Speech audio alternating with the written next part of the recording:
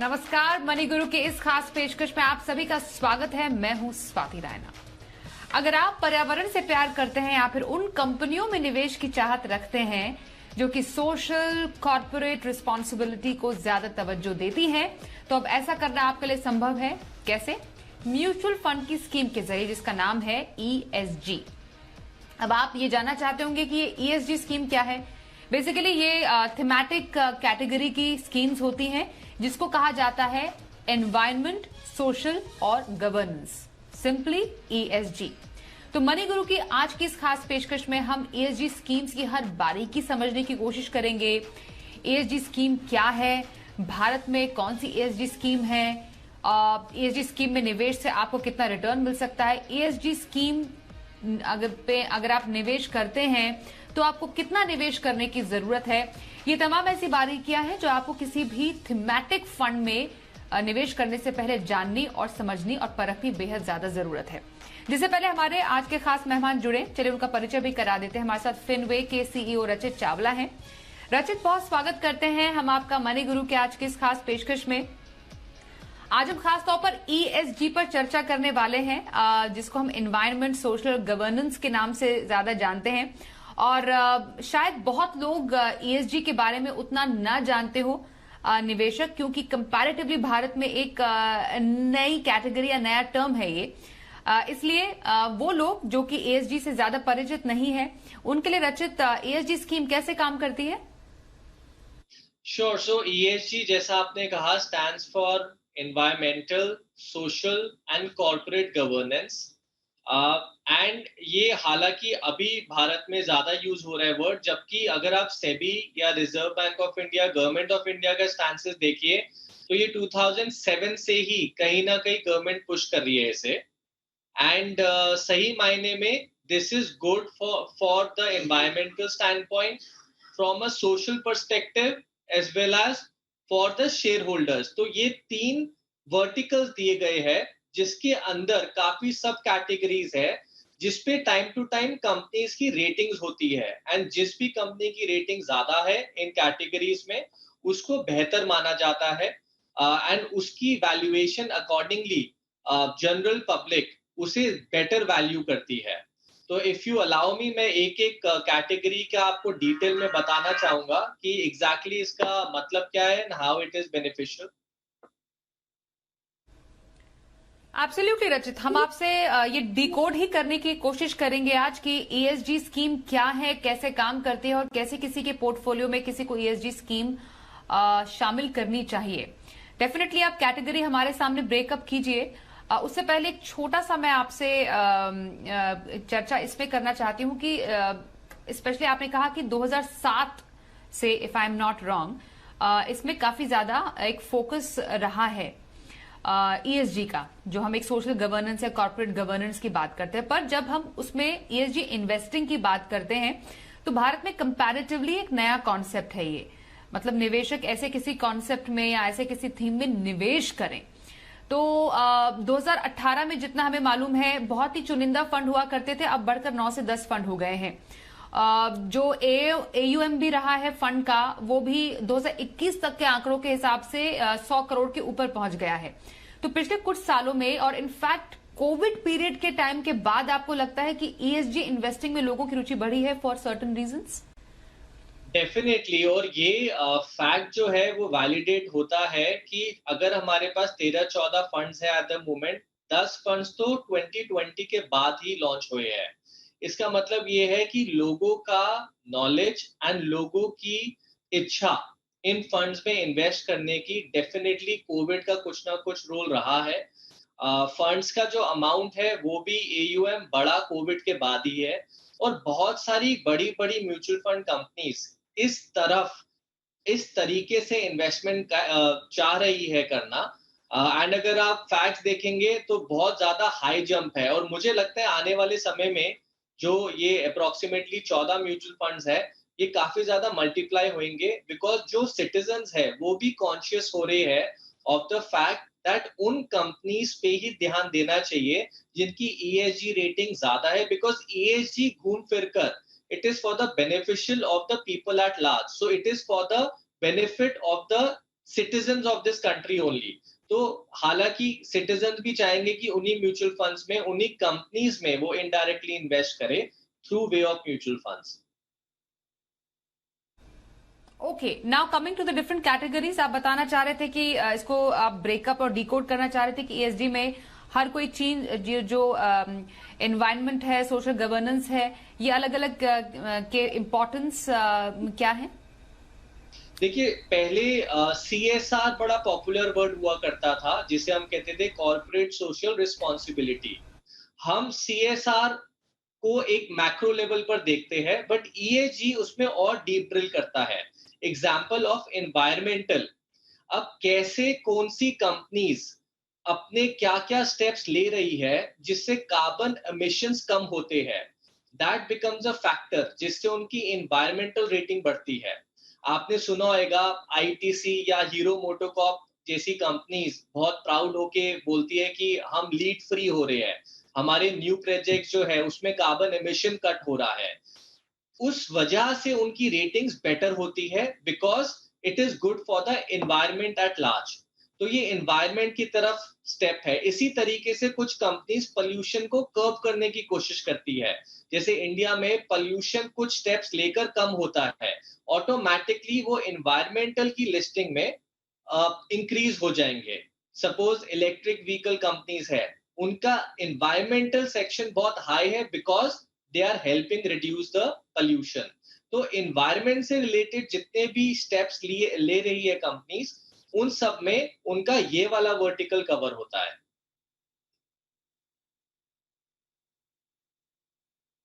अभी ESG theme में किसी को इन्वेस्ट करना है, तो कोई एक पर्टिकुलर तरीका निवेश करने का, लाइक एनी म्यूचुअल फंड आप कर सकते हैं, एक्टिव और पैसिव दोनों तरीके के ईएसजी जो स्कीम्स है वो अभी अवेलेबल है? बिल्कुल अवेलेबल है। बहुत सारी वेबसाइट्स है, पॉपुलर वेबसाइट्स है, जिसमें ये थीम्स जो है अलग से मेंशन है। उसमें कैटेगरीज भी दी जाती है कि एक म्यूचुअल फंड का क्या 100% हिस्सा ईएसजी की तरफ ही डाइवेस्टेड है, या फिर कुछ पर्टिकुलर ईएसजी को प्रायोरिटी दी गई है, या पूरा का पूरा ESG theme based mutual fund है। तो आप वेबसाइट्स लाइक मनी कंट्रोल या वैल्यू इन्वेस्टिंग ऑनलाइन में रिसर्च कर सकते हैं, एंड उसके बारे में आपको पूरा थीसिस दिखेगा, म्यूचुअल फंड का रैशनल दिखेगा, उनके जो फंड मैनेजर है उनका ऑब्जेक्टिव दिखेगा। इनफैक्ट उसके अंदर आपको कुछ कैटेगरीज तो सिर्फ सोशल की तरफ ही दिखेंगी। सोशल का मतलब हो गया कि कौन से म्यूचुअल फंड्स है जो ह्यूमन राइट्स की तरफ उन कंपनीज में निवेश करती हैं, जो डाइवर्स ह्यूमन वर्कफोर्स को हायर करती है, जो ह्यूमन राइट्स को बहुत ज्यादा प्रोटेक्ट करती है। तो ये सारे थीसिस आपको इन websites and when you study about this mutual funds वहां से आपको मिल सकते हैं। तो यही एक तरीका है, मतलब इन अलग अलग साइट से समझने का कि आप एक ईएसजी फंड कैसे चूज करें, ये एक तरीका हो सकता है। कुछ जो फंड्स हैं, ईएसजी फंड्स हैं अभी अवेलेबल डोमेन में, रचित, पिछले एक साल में कुछ खास परफॉर्मेंस हमें देखने को नहीं मिला। लोग कह रहे हैं कि काफी नेगेटिव रिटर्न भी इन फंड्स ने दिया है।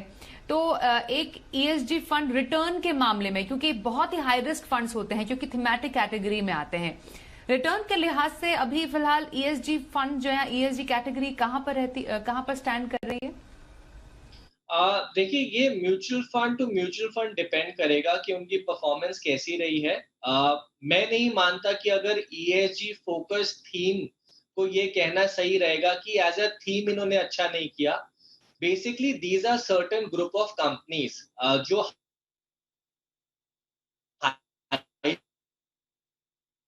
रेटेड है टुवर्ड्स ईएसजी में अच्छे ना आए, जो एक रिफ्लेक्शन है म्यूचुअल फंड कंपनीज पे। हाउएवर, हैविंग सेड दैट, आप जिन वेबसाइट्स का मैंने जिक्र किया उसमें आप कंपेयर कर सकते हैं कि पीयर कंपैरिजन में कौन सा म्यूचुअल फंड कैसा परफॉर्म किया है। उसमें से मैंने पर्सनली काफी म्यूचुअल फंड देखे हैं जो ईएसजी से रिलेटेड है, which have done well in the past। तो जरूरी नहीं है, ये एक टिपिकल म्यूचुअल फंड है जो हो सकता है अच्छा परफॉर्म करे, या हो सकता है विद मार्केट डायनामिक्स धीरे and long term towards performance they. But ऐसा कहना ठीक नहीं रहेगा कि ईएसजी ने परफॉर्म नहीं किया। मुझे लगता है कि ये थॉट प्रोसेस ईएसजी का आने वाले टाइम में डेफिनेटली लोग काफी अट्रैक्ट होंगे और ये कंपनीज भी अपने में काफी सेल्फ सस्टेनेबल और अच्छा विजन रखती है कंपनीज। हम्म। तो एक पोर्टफोलियो में एक ईएसजी फंड को शामिल करने के क्या फायदे हो सकते हैं? यहां पर अगर मैं रचित आपसे जानूं कि कोई अपने पोर्टफोलियो में ईएसजी थीम का फंड क्यों शामिल करे? देखिए ये जनरली डाइवर्सिफिकेशन में हेल्प करेगा। सेकेंडली बिकॉज ये न्यू है एंड ये जो कंपनीज है वो भी इनोवेटिव कंपनीज है जो फोकस कर रही है कॉन्शियसली ईएसजी के माध्यम पे, मुझे लगता है कभी ना कभी इन्हें प्रीमियम जरूर मिलेगा। सो आपको डाइवर्सिफिकेशन के साथ साथ हो सकता है आपको अपसाइड भी मिले। आई फील जैसे ईटीएफ एक टाइम पर इंडिया में बहुत न्यू थे, ऑटोमेटिकली ईएसजी अभी बहुत न्यू है, धीरे धीरे इनकी पॉपुलैरिटी इंक्रीज होएगी। एंड ये कंपनीज अगर आप देखेंगे likes of ITC, hero MotoCorp and अच्छी अच्छी कंपनीज है, इनफैक्ट बहुत बड़ी बड़ी कंपनीज है, आप अल्टीमेटली तो म्यूचुअल फंड के माध्यम में उनकी इक्विटी शेयर्स खरीद रहे हैं। अगर किसी कंपनी का विजन इतना अच्छा है कि वो सीएसआर एंड ईएसजी को बहुत हाईली रिगार्ड करते हैं, दैट मीन्स उनके मैनेजमेंट के गोल्स भी it's for the betterment of country at large and in the long run I think वो दिखेगा भी उनके रिजल्ट्स में। और पॉसिबल रिस्क्स, क्योंकि अगेन थीमेटिक कैटेगरी है, डेफिनेटली समझना बहुत ज्यादा इंपॉर्टेंट हो जाता है किसी भी थीमेटिक फंड को। एंट्री पॉइंट क्या हो या एग्जिट पॉइंट क्या हो, कैसे चुना जाए। तो एक ईएसजी फंड के जो जोखिम है उसको निवेशक कैसे पहचाने? देखिए mutual fund subject to market risk है और I think India as a country काफी ज्यादा एजुकेट हो चुकी है रिगार्डिंग म्यूचुअल फंड। तो जो रिस्क उन्हें मार्केट इक्विटी में या मार्केट स्टॉक मार्केट्स में मिलेगा वो सेम रिस्क उनके ईएसजी थीम की कैटेगरी के म्यूचुअल फंड में भी दिखने को मिलेगा। सेम प्रिकॉशंस उन्हें लेने हैं। सबसे पहला प्रिकॉशन, जब भी वो निवेश करें फंड मैनेजर के ऑब्जेक्टिव्स और उसकी अंडरलाइंग इक्विटी को एक बार स्टडी कर ले। कहीं ऐसा ना हो कि कोई ऐसी कंपनी हो जिसमें आप ही का कन्विक्शन नहीं है या आप ही का कॉन्फिडेंस नहीं है, उस कंपनीज या उस फंड को आप इग्नोर कर सकते हैं। सेकेंड है आप एक्सपेंस रेशियो देख सकते हैं। ऐसा ना हो कि स्टॉक मार्केट बहुत अच्छा कर जाए, इक्विटी बहुत अच्छा कर जाए, बट म्यूचुअल फंड में एक्सपेंस ही इतना है कि आप रिटर्न नहीं कमा पाओ। थर्ड, आपको उसके रिस्क पर्सपेक्टिव भी देख लेने चाहिए। And end of the day आपको बहुत कॉन्शियसली चूज करना है कि whether that fund fits in your objective और नॉट। अगर उसकी इक्विटी बहुत अच्छी चूज करी हुई है, मैं नहीं मानता बहुत ज्यादा रिस्क है, but having said that stock market risk तो हमेशा रहेगा ही रहेगा। आपको बहुत ध्यान से रिस्क को अपने एनालाइज कर कर ही इन्वेस्ट करना चाहिए। म्यूचुअल फंड गाइड में आज हम जानेंगे थीमेटिक और सेक्टोरल फंड्स के बारे में। हमारे साथ फिनवे के सीईओ रचित चावला बने हुए हैं। रचित, ईएसजी पर हमने चर्चा की और ईएसजी एक थीमेटिक फंड है, सेक्टोरल फंड्स भी होते हैं। बेसिकली ऐसे हाई रिस्क फंड्स हैं जिनमें बहुत सोच समझकर निवेश करने की सलाह दी जाती है। थीमेटिक फंड थोड़ा सा अगर मैं आपसे समझने के लिए पूछूं तो थीमेटिक फंड के एग्जाम्पल के तौर पर हम कैसे फंड को हम समझ सकते हैं? तीन कैटेगरी जैसे मैंने आपको बताया कि environmental, social and corporate governance. So E S G, G basically stands for governance.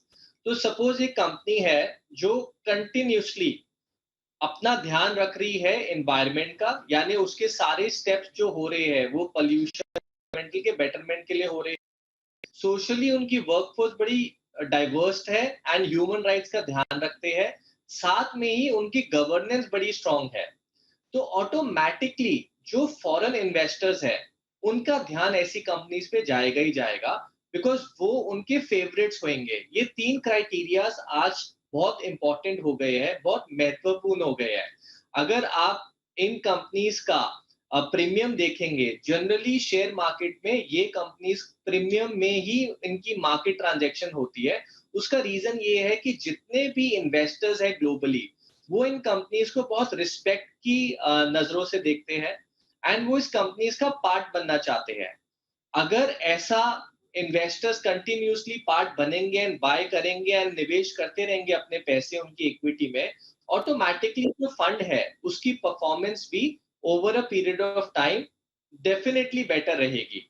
इस वजह से ईएसजी एक नया थीम है जो मुझे लगता है कि जनरली अपने एक पोर्टफोलियो क्राइटेरिया में from a diversification stand point जरूर रखना चाहिए। सेकेंडली इसके अलावा अगर किसी कंपनी की कॉर्पोरेट गवर्नेंस अच्छी है, ऑटोमेटिकली वो हर एक स्टेप शेयर होल्डर के बेनिफिट के लिए करेंगे, और अगर शेयर होल्डर को बेनिफिट होएगा they will attract more and more share holders and investors. तो ऑटोमेटिकली उनका प्राइस जो है स्टॉक का which is the underlying asset, वो उम्मीद करी जा सकती है कि बढ़ता ही रहेगा।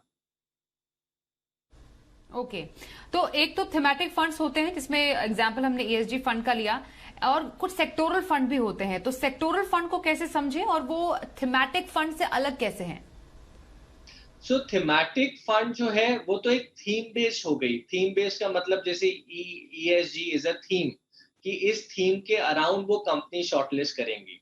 सेक्टोरल का मतलब हो गया कि वो सेक्टर वाइज फोकस करेंगे। एग्जांपल, अगर कोई सेक्टर सपोज कंस्ट्रक्शन सेक्टर है, तो उसमें आपको एल&टी जैसी कंपनी जरूर देखने को मिलेगी। या फिर एक बैंकिंग सेक्टर का फंड है, तो उसमें जो हमारे लार्ज बैंक्स हैं जैसे state bank of India, HDFC bank, ICICI bank, उस तरीके के आपको स्टॉक्स देखने को मिलेंगे। सपोज एक म्यूचुअल फंड है और आपको लगता है कि इंडिया की banking industry as a sector, banking आपको बड़ा स्ट्रांग लग रहा है, तो ऑटोमेटिकली आपको रादर देन इंडिविजुअल स्टॉक्स हर एक बैंक के लिए, आप एक सेक्टोरल फंड ले सकते हैं जो सारे के सारे बैंक्स में ही निवेश करेगा, and automatically you can be a part of the growth story. इसी तरीके से हर एक सेक्टर के बहुत सारे म्यूचुअल फंड्स अवेलेबल है। Again I will refer back to online websites जो ये सेक्टर फंड्स क्लियरली आइडेंटिफाई करती है, उसके अंदर अंडरलाइंग एसेट्स को भी वो बताती है। अगर आप एक बड़े नीश सेक्टर का फंड चाहते हो, जैसे इलेक्ट्रिक व्हीकल्स है या कंपनी जो ईवी सेगमेंट से रिलेटेड है, उसके भी आज की डेट में म्यूचुअल फंड्स आ गए हैं जो क्लियरली बताते हैं कि ये सेक्टर पे उनका फोकस रहेगा, इतना इतना डाइवर्सिफिकेशन रहेगा, लार्ज कंपनीज में इतना हिस्सा डालेंगे, स्मॉल में इतना डालेंगे, मीडियम में इतना डालेंगे, एंड टोटल सारी इक्विटी वो एडवांस में ही उसमें मेंशन कर देते हैं। एंड न्यू अगर कोई निवेश करेगी कंपनीज उसी सेक्टर में, तो उस म्यूचुअल फंड का पार्ट वो वाली कंपनी बनने के चांसेस भी ड्रास्टिकली बढ़ जाते हैं। तो ये थीमेटिक और सेक्टोरल फंड कैसे इन्वेस्टर्स के लिए आप रेकमेंड करेंगे, और यूजुअली कितना परसेंटेज अपना पोर्टफोलियो को किसी थीमेटिक या सेक्टोरल फंड को देना चाहिए? देखिए, generally majority of the portfolio should be in the index, that is my recommendation. Majority का मतलब ये है कि जो हिंदुस्तान की टॉप 50 कंपनीज है वो हमारे इंडेक्स में आती है, जिसको हम निफ्टी 50 इंडेक्स कहते हैं। उसके अलावा अगर आप किसी सेक्टर पे बहुत बुलिश हो, so from a diversification stand point आप 15% तक उस सेक्टर में बेट कर सकते हो। सपोज आपको India being an emerging country, आपको लगता है कि यहाँ पे बहुत सारे रोड डेवलपमेंट होने वाले हैं, बहुत सारे हाईवेज बनने वाले हैं, इंफ्रा का बहुत काम होने वाला है, तो आप एक इंफ्रा फोकस सेक्टर फंड में 15% तक एक्सपोजर ले सकते हो। उससे ज्यादा इसलिए मैं रेकमेंड नहीं करता क्योंकि फिर आपकी डाइवर्सिफिकेशन कम हो जाएगी। इसी तरीके से अगर आप ईएसजी थीम में इंटरेस्टेड हैं, तो आप 10 से 15% ईएसजी थीम में भी पार्ट ले सकते हैं। तो अगर आपके पास 100 रुपीज है, मेजॉरिटी आप इंडेक्स में रखिए, so that at any given point आपको ऑटोमेटिकली जो इंडिया की टॉप 50 कंपनीज है आप उसके पार्ट है। बाकी आप डिवाइड कर सकते हैं between different sectors, different theme, as per your conviction कि आपको क्या लगता है अगले कुछ साल किस वे में हिंदुस्तान बढ़ने वाला है। ओके तो थीमेटिक सेक्टोरल पर हमने की खास चर्चा। बहुत धन्यवाद करेंगे आपका रचित, आप हमारे साथ मनी गुरु में शामिल हुए। तो आज के इस शो में बस इतना ही।